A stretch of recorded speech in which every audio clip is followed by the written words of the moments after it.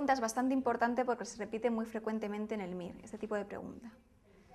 Para responderla, con saber 4 nociones básicas sobre la hernia discal lumbar es suficiente.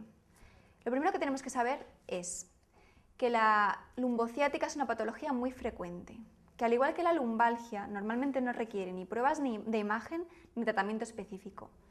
Un episodio de lumbalgia con ciática, es decir, de lumbociática, es decir, un dolor lumbar irradiado a extremidades inferiores, normalmente se resuelve espontáneamente en el 90% de los casos.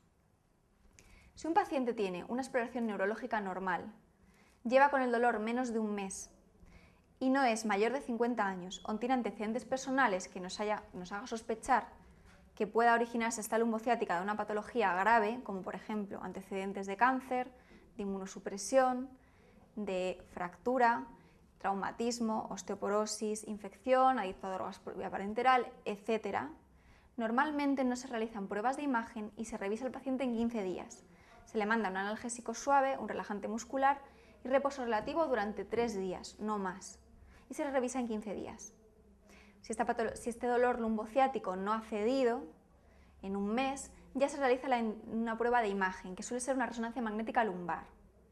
Esta resonancia magnética probablemente nos mostrará que hay una hernia discal, ya que es la causa más frecuente de lumbociática, y esto tenemos que tenerlo en cuenta en el MIR. Un tema muy importante que tenemos que saber: si un paciente tiene una hernia discal lumbar, por ejemplo L4, L5, la raíz afectada será la raíz L5. ¿Por qué pasa esto?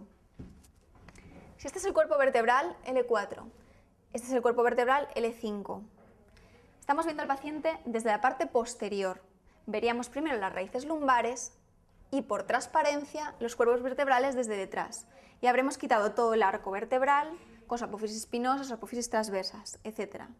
¿Qué es lo que vemos? A nivel lumbar solo hay raíces saliendo, porque el cono medular está a nivel de T12. Con el crecimiento, la médula no crece y la columna vertebral sí. Por tanto, si en el nacimiento la médula es del mismo tamaño que la columna vertebral, cuando somos adultos, la médula no habrá crecido y por tanto se habrá quedado en la parte superior de la columna vertebral. Y a partir de L1 o T12 solo habrá raíces lumbares bajan a salir por su hueco correspondiente. Por tanto, ¿qué encontramos aquí? En un corte en L4, L5 encontraremos simplemente las raíces que están bajando desde el cono medular a encontrar su agujero de conjunción correspondiente. Si esta es la vértebra L4 y esta es la vértebra L5, saliendo por debajo del cuerpo vertebral L4 encontraremos la raíz L4. A este nivel se está desprendiendo ya L5, que va a salir por debajo del cuerpo de L5.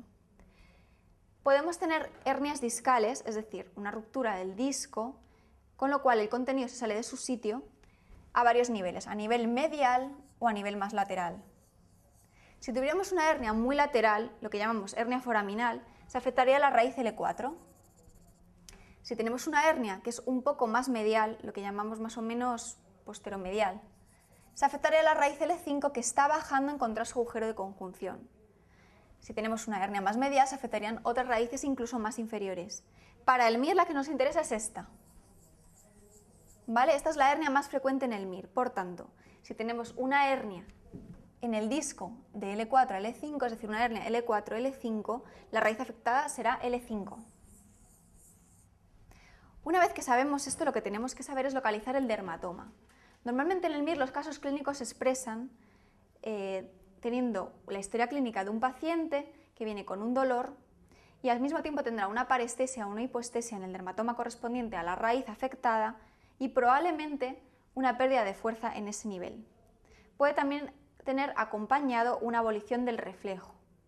Todo esto es clínica de segunda motoneurona, es decir, vamos a tener los reflejos hipoactivos, parestesias y puede ser una pérdida de fuerza flácida.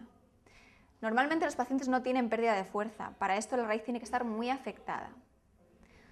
Cuando consideramos que un paciente no necesita pruebas de imagen complementarias, es cuando decimos que el paciente tiene una exploración neurológica normal. Unas parestesias, digamos, no se consideran suficientemente graves como para realizar una resonancia magnética si el paciente lleva menos de un mes con dolor. Por tanto, ¿cuándo consideraremos una exploración neurológica anormal? Cuando hay pérdida de fuerza, porque esto sí que puede conducir al paciente a una incapacidad. Por tanto, ya sabemos que una lumbociática puede ser signo de una hernia discal. que si la lumbociática ha sido de larga evolución necesita una resonancia magnética. En la resonancia magnética nos vamos a encontrar probablemente una hernia discal. Si está en el nivel L4-L5 afectará a la raíz de abajo, a la raíz L5. ¿Qué tendrá el paciente? ¿Qué signos clínicos tendrá? Bueno, pues con sabernos 4 cosillas vamos a poder responder al 90% de las preguntas de este tema. Para eso tenemos que aprendernos los dermatomas y sus signos clínicos. Es muy sencillo aprenderse lo siguiente. Si tenemos parestesia o hipoestesia en el quinto dedo, tendremos afectada la raíz S1. En cambio, si tenemos parestesias o hipoestesias en el primer dedo del pie, tendremos afectada la raíz L5. Por tanto, sería una relación cruzada, muy fácil de memorizar. En cuanto a la fuerza, la raíz S1 afecta a la flexión plantar, el paciente no se puede poner de puntillas. La raíz L5 es la que genera la flexión dorsal, por tanto, un paciente que tenga afectada la raíz L5 no podrá ponerse de talones. S1 tiene un reflejo explorable que es el aquileo. L5 no tiene ningún reflejo explorable. Por tanto, este paciente tiene claramente una alteración de la raíz L5 porque está afectada la flexión dorsal. Por tanto, esto ya nos da pistas para saber que probablemente tenga una hernia L4-L5. Otro tipo de enfermedades son mucho menos frecuentes y para el MIR quedarían descartadas, si no nos dan signos que nos hagan sospecharlas. Por tanto, la causa más frecuente de lumbociática es una hernia discal y en este caso una hernia discal L4-L5.